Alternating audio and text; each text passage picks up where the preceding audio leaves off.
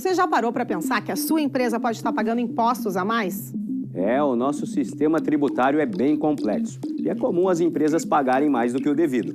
Saiba que é possível recuperar os valores dos últimos 5 anos e reforçar o seu caixa. A Fortus Tax é especialista no assunto e já ajudou muitas empresas nos seus 18 anos de atuação. E o mais importante, você só paga pelo serviço depois que o dinheiro estiver na sua conta. Fortus Tax. Pagar o justo é o nosso forte.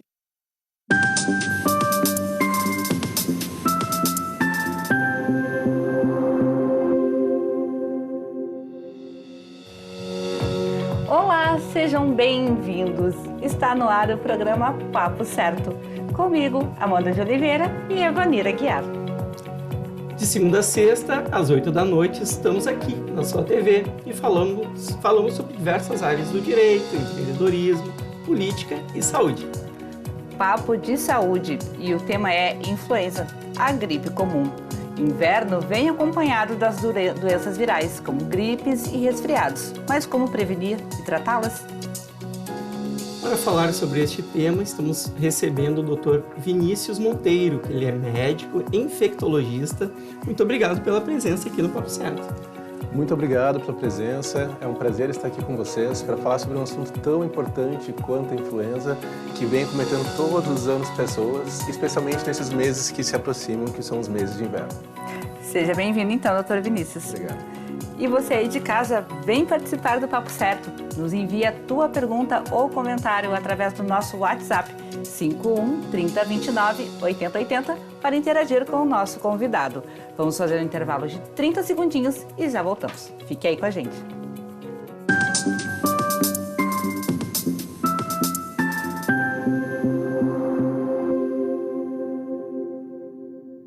Tá difícil encontrar o profissional certo para a sua empresa? Precisa de alguém detalhista para aquela vaga no financeiro?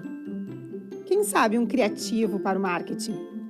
Ou ainda, alguém focado em resultados? A Fortus RH utiliza técnicas de seleção e processos estruturados, realizando entrevistas, aplicando provas e testes específicos. Tudo isso para buscar a pessoa certa para a vaga certa.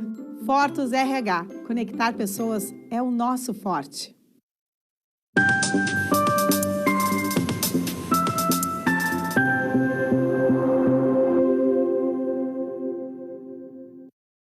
Viram como foi bem rapidinho? Já estamos de volta com um Papo Certo. E não se esqueçam que também estamos ao vivo pelo YouTube e Facebook. E vocês podem compartilhar o nosso programa através dessas plataformas. Então, doutor Vinícius, para começar o nosso papo de hoje, muitas pessoas têm dúvidas quanto à diferença entre gripe para o resfriado comum. Pode nos falar qual é a diferença entre os dois? Ou quais as diferenças? Claro. Basicamente, as duas infecções são infecções virais, né? Então, a gente tem ali a gripe causada pelo vírus da influenza, né? Entre elas alguns outros subtipos de influenza, e também os vírus, no caso do resfriado comum, é causado por outros tipos de vírus, como, por exemplo, adenovírus, vírus metapneumovírus, rinovírus, né? Então, são outros vírus, ambas são doenças virais. Elas se apresentam de forma muito semelhante, né? Os sintomas do resfriado também estão contidos nos sintomas da gripe, porém a gripe ela tende a ter maior gravidade, ela traz maior comprometimento, febre, dor no corpo, astenia, que é aquela falta de energia, né? E isso é algo que a gente já não tem no resfriado comum, né? Que se concentra com sintomas mais de vias aéreas superiores, uma irritação na garganta, uma coriza, mas não causa febre, pelo menos não é algo comum. Se causa, é mais em criancinhas pequenas, no primeiro, segundo dia de sintomas apenas. Então, a gravidade da doença, eu acho que é algo que clinicamente já possibilita essa diferenciação. Realmente concordo contigo, doutor. E assim, com a gripe sendo uma doença comum, né, durante agora essas épocas do ano, quais são então os sintomas que acendem para o alerta que realmente é gripe? Perfeito. Principalmente uma febre de início súbito junto com sintomas respiratórios. Então a pessoa ela começa com irritação na garganta, coriza, tosse, congestão nasal e vem junto aquela febre alta com bastante dor no corpo, bastante comprometimento, né? Então, acho que esse é o principal alerta. Começou com esse sintoma, a gente tem que acender aquele alerta assim, opa, será que estou com gripe? Mas também não dá para esquecer de uma outra que a gente sempre fala muito aí, que é o Covid-19, que também pode causar sintomas tanto de resfriado comum, só localizados aqui na via aérea superior, como também sintomas de gripe mesmo, com febre. Então, essa diferenciação entre os dois é algo que a gente não consegue fazer apenas clinicamente. Tem que aí fazer mão dos usos dos testes diagnósticos mesmo. Eu queria te pedir para trazer, então, para nós e para o pessoal de casa também, febre de verdade, que tu disseste, uma febre alta. O que é a febre normal, estado febril, febre alta? Traz para a gente temperaturas. Claro. Então, a gente, quando fala de febre, a gente está falando de uma temperatura acima de 37,8. Tá? Então, febre é 37,8 a mais. Ah, mas eu estou com 37,2, 37,5, já estou me sentindo febril. A gente considera isso como um estado subfebril, certo? E febre alta, principalmente acima de 38,2. Tá? Então, essas são as nossas diferenciações quanto a níveis de temperatura para febre. O senhor comentou sobre a similaridade dos sintomas entre o resfriado, entre a gripe, o próprio Covid, a importância de diagnosticar até para evitar um contágio, não é? Porque a gente sabe que uma das formas de evitar que vire uma pandemia é realmente a pessoa ter o diagnóstico correto do que está sofrendo naquele momento ali, até para tomar o cuidado adequado, né? Fica aí uma importante alerta, não é? Não deixar, é só um resfriado, deixa assim, é uma gripe, deixa assim, não. É importante diagnosticar, até para não contagiar familiares, colegas de trabalho, enfim. Exatamente, é uma coisa que a gente tem que ter aquele pensamento. Comecei a ficar doente, eu posso estar bem, eu posso pensar assim, estou em condições de seguir o meu dia a dia, estou em condições de trabalhar, de ir para o colégio, porém tem que pensar que a infecção que você está pode transmitir e vai transmitir para outras pessoas e isso vai gerar uma rede em cadeia que pode acometer pessoas imunossuprimidas, pessoas idosas, crianças pequenas que vão vir a desenvolver complicações por conta dessa tua atitude. Né? Então, eu acho que é realmente muito importante, suspeitou de infecção viral, suspeitou que está com gripe, com Covid, fica em casa, se testa e começa a utilizar aquilo que a gente tanto falou, que é higiene da tosse, distanciamento social, evitar aglomerações. Então, assim, são medidas que a gente chama de não farmacológicas, que são muito importantes e que a gente aprendeu tanto agora nessa pandemia, né, com isso, e que a gente não pode esquecer daqui para frente. Inclusive, Vandir, eu queria fazer um adendo em relação ao que tu comentou, né? Porque, assim, é cultural da China e dos países europeus estar resfriado e gripado, eles já usam a máscara. Claro que com a pandemia essa questão se potencializou, né, e se tornou mundial. Mas por que não, né, já ter realmente esse cuidado de não contaminar as outras pessoas? Está gripado, está resfriado, usa máscara. Quantos dias, doutor? Pelo menos? Olha, no caso da gripe, a gente permanece em isolamento por 7 dias a contar do início dos sintomas. Né? Covid-19 tem uma variação ali nos vacinados, a gente pode antecipar para 5 dias, mas até o 11º dia tem que estar mantendo as medidas de uso de máscara. Por mais que saia de casa, tem que continuar usando máscara e se protegendo, evitando contato com pessoas mais suscetíveis. Até porque a máscara ela é proteção, né? Para si e também para os outros, é uma questão de respeito também. Especialmente para os outros, eu diria. Doutor, como é que está o cenário atual do influenza no Rio Grande do Sul? Excelente. Então, a gente já tem circulando no estado, desde o início do ano, ali por fevereiro, março e abril, já o vírus da influenza. A gente vem observando um aumento dessa circulação até de uma forma um pouco mais precoce do que o esperado. Né? Já tivemos agora, no início de março, um caso de óbito registrado aqui no estado do Rio Grande do Sul por influenza. Em abril foram 5 casos de óbito, sendo eles até entre uma criança. Né? Então, assim, acende o alerta de que essa infecção, que costuma ter um comportamento que a gente chama de sazonal, mais naquela época do inverno, ela já vem circulando entre o nosso meio. A gente está com bastante vírus também sincicial respiratório, que é um outro tipo de vírus que acomete crianças pequenininhas, até ali 1 ano, 2 anos de vida, especialmente, e que não tem vacina, nesse caso. Tá? Temos também o Covid-19, que vem causando também ainda infecções. Então, assim, é importante lembrar que a vacinação está aqui para que a gente justamente consiga evitar até de pegar mais do que um vírus ao mesmo tempo, porque isso é possível. E se você pega, por exemplo, influenza junto com Covid, influenza junto com vírus sincicial, aumenta o risco de complicações.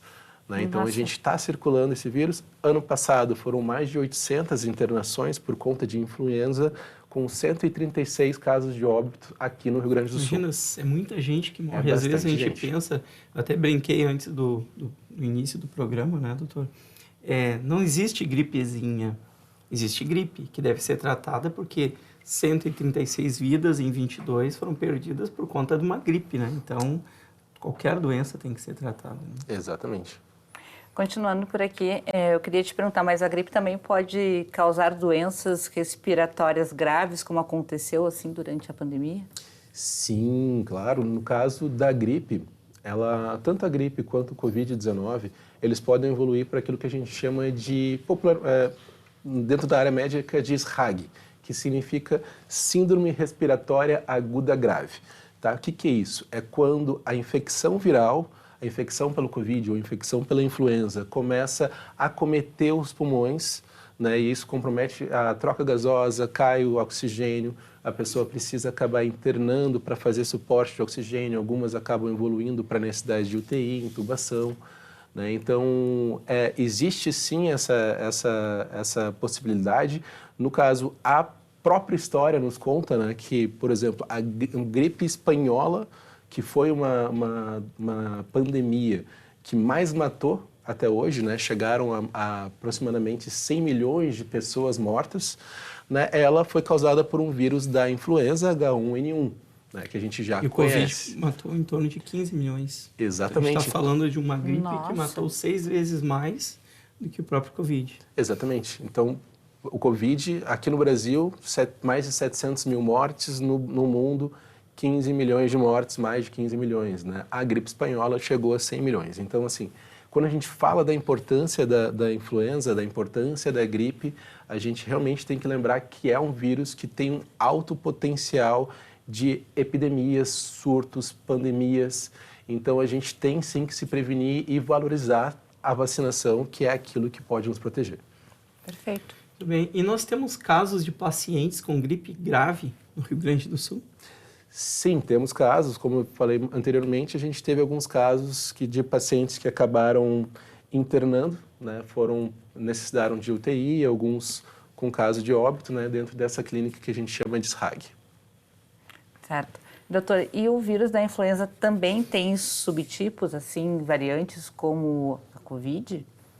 Sim, a gente tem alguns subtipos. Quando a gente fala dos principais tipos de influenza que acometem os humanos, nós temos o tipo A, B e C. O tipo C é um tipo menos importante, ele causa gripe, porém com sintomas mais leves e ele não tem tanta capacidade de disseminação e gerar pandemias como acontece no grupo A e no grupo B. O grupo B, ele também é importante, mas ele tem menos variação antigênica, que a gente fala. Já o grupo A, ele tem muitas variantes, né? Então, a gente considera aí variantes importantes H1N1, H3N2, né? Que são vírus que, inclusive, fazem pandemias e epidemias frequentes. Como tivemos em 2009, 2010? Exatamente, em 2009, a gripe suína, né? Que teve aqui no Brasil, pegou boa parte do mundo.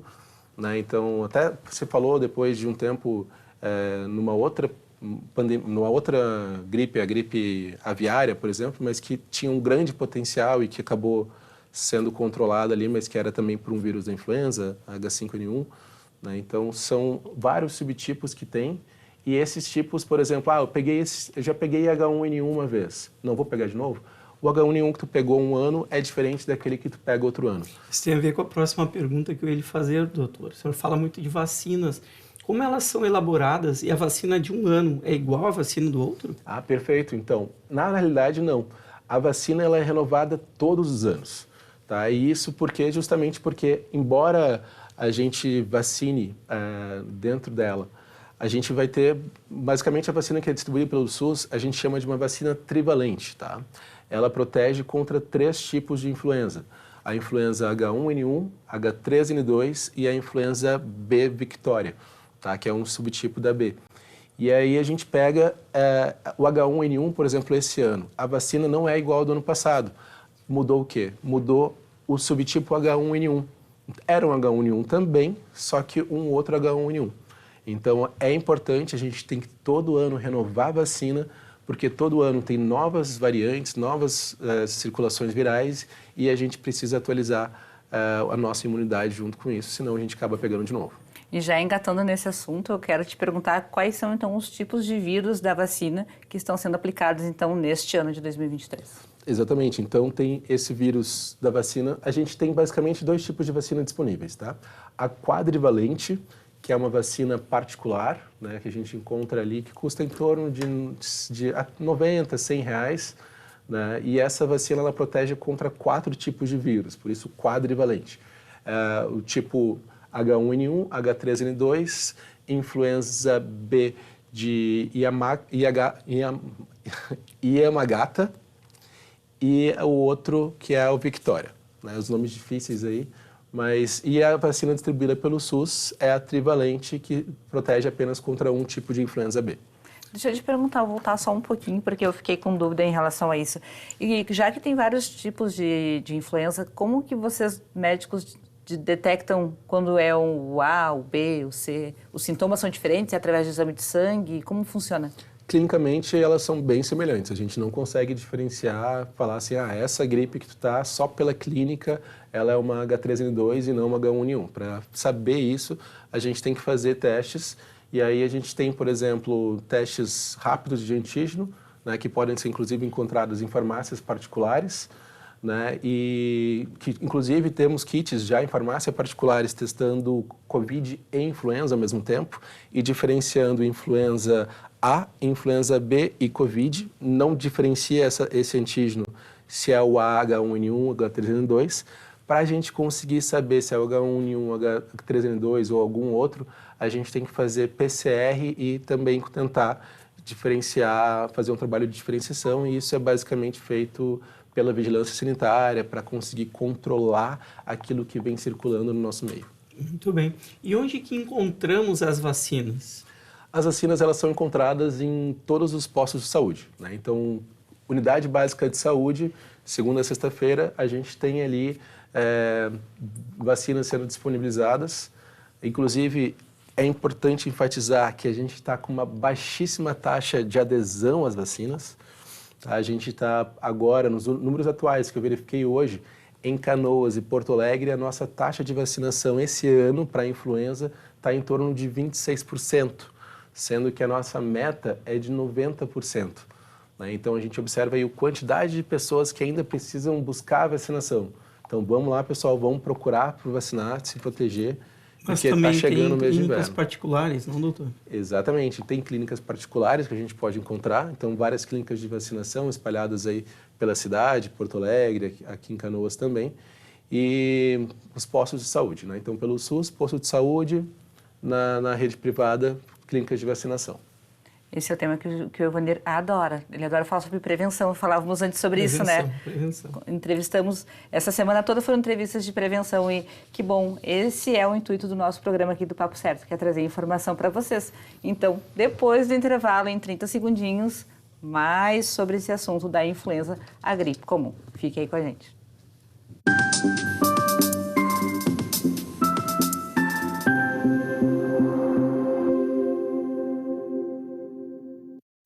Em tempos de juros altos, margens reduzidas e incertezas, rever estratégias é fundamental para manter o seu negócio competitivo. Esse cenário exige planejamento e organização financeira. Nessas horas, qualquer ajuda é bem-vinda, mas a ajuda de um especialista é necessária.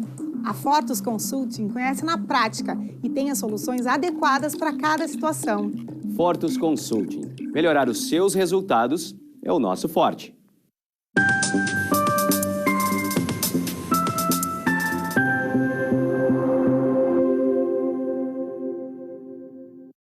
Voltamos com o Papo Certo e eu quero te convidar para nos seguir nas redes sociais, Instagram, Facebook, TikTok e também curtir lá o seu like do nosso YouTube. E também te lembrar que estamos ao vivo nos canais digitais NET, Claro, Vivo e Tubarão. Doutor Vinícius, voltando ao tema da vacina da gripe, quanto tempo leva para a vacina fazer efeito? Perfeito. Então, após a vacinação, a gente tem um período ali de cerca de 2 a 3 semanas para que inicie realmente uma proteção efetiva contra aquela doença. Então, não adianta a gente pensar assim, me vacinei agora, amanhã já estou protegido. Não, tem um tempo para que o nosso corpo produza essa resposta imunológica e que ela fique ali nos protegendo. Tá? Então, 2 a 3 semanas ainda tem que aguardar. Aproveitando aqui uma mensagem que acabou de entrar do final 1734, uma pergunta aqui para ti, doutor. Por que as pessoas desprezam uma vacina tão importante da medicina?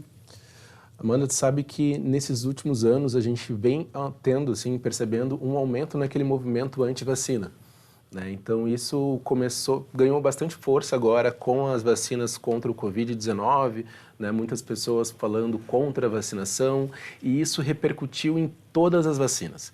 Então a gente sempre, por exemplo, agora o Ministério da Saúde, ele coloca como meta uma cobertura vacinal de 90% das pessoas para influenza.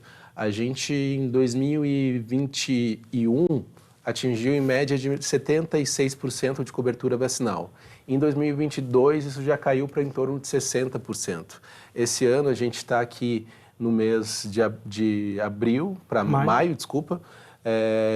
Começou com a vacinação em abril, e no início de abril, e até agora, em maio, a gente está só com 26%. Então, assim, sem dúvida, isso é reflexo desse movimento que vem falando contra as vacinações e a gente tem que fazer agora um movimento contrário, né? Restaurar a vacinação, restaurar a importância de a gente estar se mantendo protegido, porque a vacina não protege só a mim, ela protege as pessoas que a gente ama, protege nossos filhos, protege as pessoas com quem eles vão entrar em contato, é um efeito em massa, né? Então, a gente tem que ter essa consciência e voltar a vacinar, e isso é muito importante. E é nisso que eu digo, onde entram os veículos de comunicação, né? Porque assim como hoje o doutor está aqui prestando informações e esclarecimentos para vocês, né? Então, que outras emissoras e também outros veículos, como rádios, outras emissoras de televisão, também tragam essa informação para a população, que é tão importante. Continuando, doutor, eu quero aproveitar e te perguntar, quem pode se vacinar gratuitamente, então, através do SUS? Perfeito. Então, o SUS ele disponibiliza a vacina para os grupos de risco, né? Então, a gente começa ali com os idosos, né? Pessoas maiores de 60 anos, indígenas, gestantes, né? Lembrando que gestante pode se vacinar, deve se vacinar, inclusive. Crianças menores de 5 anos, de 6 meses a 5 anos. Pessoas com doenças crônicas, imunossuprimidos, que tomam medicações ou que têm doenças que diminuem a imunidade, elas devem se vacinar, e também pessoas que estão em alto risco de exposição a essa infecção. E aí a gente fala muito também profissionais da saúde que estão ali na linha de frente, né? Eles têm que estar vacinados, até para não se infectarem e não infectarem os pacientes.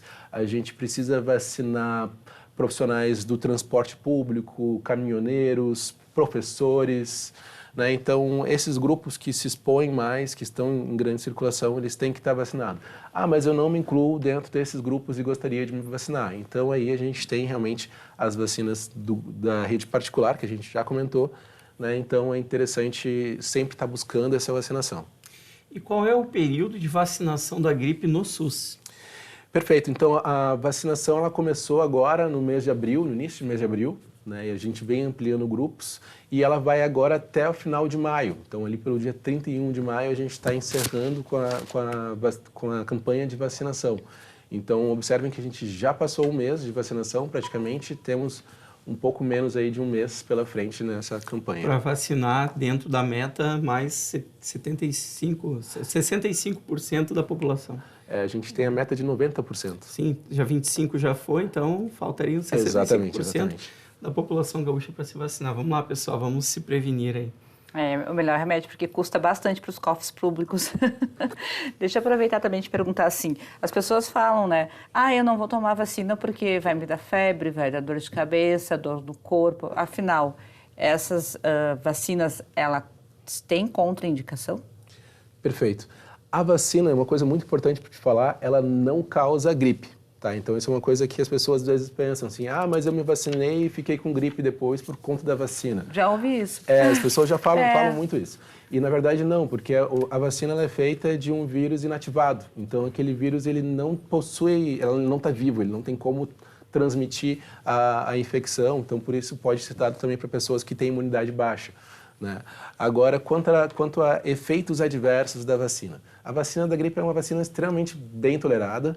Ela costuma causar efeitos leves, assim. O mais comum é a dor no local, uma vermelhidãozinha. Né? E quando causa alguma coisa, ela vai causar uma febre que dura ali, que começa mais ou menos 12 horas depois, dura no máximo 2 dias e ela já melhora de forma espontânea. Caso a pessoa se vacine e ela comece a desenvolver algum sintoma um pouco mais importante do que isso, ela tem que procurar atendimento médico, porque ali pode ter algum outro quadro que não está relacionado à vacinação. Geralmente não está relacionado. Então, quando começa a ter uma coisa um pouquinho maior, procura um serviço de saúde, se consulta, porque pode estar com algum outro problema não relacionado à vacina. Perfeito. Chegou mais uma interação aqui da nossa audiência. O final 5612 escreveu: boa noite, meu nome é Loire e eu pergunto, se a adesão da vacina está tão baixa, da vacina influenza, por que não baixa a idade obrigatória? Qual é a idade obrigatória, doutor? Na verdade, a gente começa a vacinar a partir de 6 meses até 5 anos, né? Então, a vacinação está disponível no SUS nessa faixa etária já. A gente começa sempre, quando tem o Plano Nacional de Imunizações, primeiro começado com os grupos mais vulneráveis. Né? Então, sempre inicia ali com os idosos mais velhos, as pessoas imunossuprimidas, e vai aumentando, conforme as pessoas vão sendo vacinadas, vai aumentando aquela cobertura e aumentando o grupo.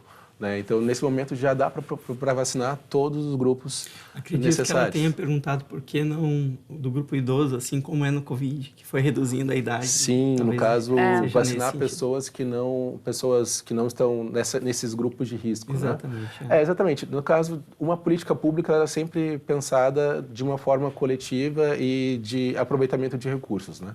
Então, acaba que o governo ele prioriza grupos para se vacinar, mas não impede que outras pessoas procurem uma vacina, porque a vacina, custando aí em torno de R$90, R$100, ela ainda assim é mais barata do que, por exemplo, o tratamento da doença, que a gente vai falar mais à frente. Se a pessoa for comprar a medicação, ela gasta de R$250 a R$300. Muito mais do que o valor da vacina, não é, exatamente. Então, a prevenção é sempre o caminho certo. Nós temos mais 1 minutinho e meio de programa. Eu quero aproveitar e ler mais uma interação aqui. Final 1500, acompanhando do Litoral Norte, o Renato do portal Correio de Imbé. Doutor, chegamos ao final do nosso programa. Tu vai ter que voltar para falar sobre esse assunto ou outros assuntos em si, mas muito obrigada pela tua presença aqui no nosso programa.